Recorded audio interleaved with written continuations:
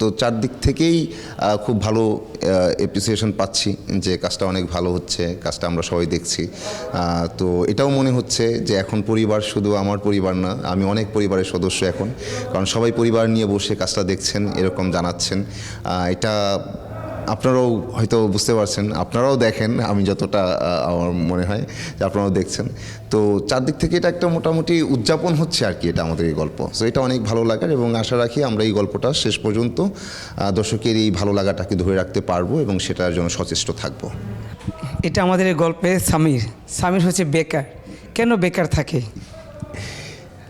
সামির তো অনেকটা আমার মতো, আমি তো কখনো চাকরি করবো এরকম চিন্তা করি না। যখন সামিরের গল্পটা শুনলাম আমি তো আরও এক্সাইটেড যে না, আমার সাথে কিছুটা মিলে।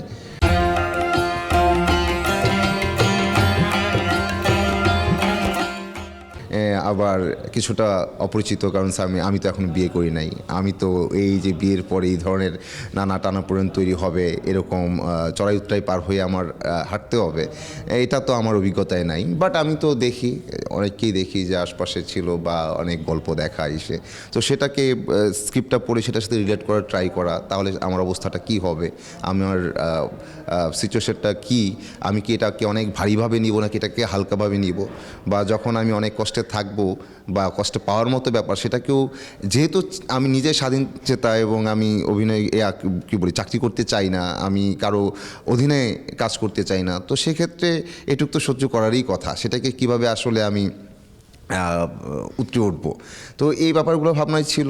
আর ভালো লাগছে তার জার্নিটা।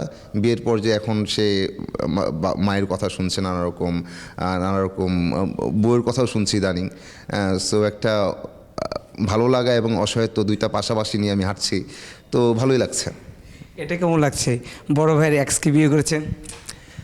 এটা তো আমি আরও ইন্টারভিউ বললাম যে এটা তো বড় ভাইয়ের এক্সকে বিয়ে করা না, এটা ছিল যে একটা মেয়েকে বলেছিলাম যে আমি যে কোনো প্রয়োজনে বা কোনো হেল্প লাগলে আমাকে বলবেন, আমি আছি, বান্দা হাজির।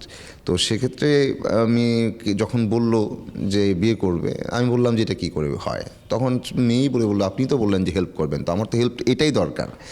তো কী আর করা, কথা দিয়েছিলাম যে হেল্প করবো, সো কথা রাখলাম, তারপর সংসার করছি। এখন দেখা যাক সামনে কি আছে আমার। মানে প্রতিটা চরিত্রই দর্শকদের মনে দাগ কাটছে এবং বেশ আলোচনা হচ্ছে।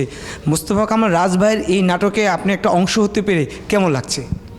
খুবই ভালো লাগছে। আমি বরাবরই বলছি যে আমি মোস্তফা কামাল রাজ ভাইয়ের কাছে কৃতজ্ঞ এক তো এই প্রজেক্টে আমি কাজ করছি, এবং কৃতজ্ঞ এই কারণে যে এমন একটা গল্প আমাদের সামনে নিয়ে আসার জন্য। এবং রাজ ভাই যখন এই গল্পটা বলছিলেন তখনই আমার মনে হচ্ছিল যে এটা তো আসলে আমাদের গল্প এবং এটা দর্শক পছন্দ করবে, আমি কাজটায় সম্পৃক্ত হতে চাই। তো রাজ ভাই বললেন যে আমি আছি, তো খুবই ভালো লাগলো। এবং আমার মনে হলো যে যাক, বেশ কিছুদিন পর খুব চমৎকার একটা গল্পে কাজ করার সুযোগ হচ্ছে এবং সুযোগ হলো। তারপরে যে গল্প, এটা আমাদের গল্প রিলিজ হচ্ছে, দর্শক খুব মুখিয়ে থাকেন যে কখন আসবে পরবর্তী এপিসোড। তো এখানে দর্শক আসলে খুবই চমৎকারভাবে নিজেদের রিলেট করে নেন।